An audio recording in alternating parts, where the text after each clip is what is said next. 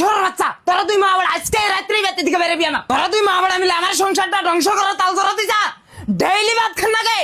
হ্যাঁ, যাওয়া সপ্তাহ ভাত খাই যাওয়া নাই দেখাছে রোহিতের বেতে।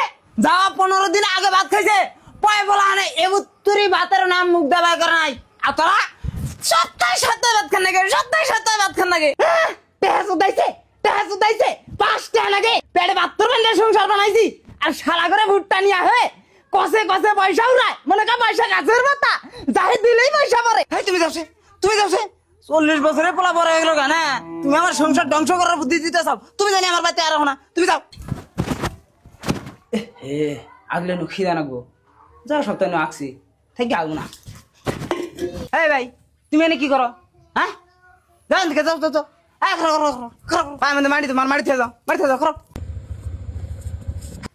এই কেদিন মাও, এই ব্যক্তি মানুষ আইতে আস না, মানুষের বাড়ি বাড়ি তোমাকে রালাইলো পাউদা মারি নিয়ে গেছে গালাইতে দিকে।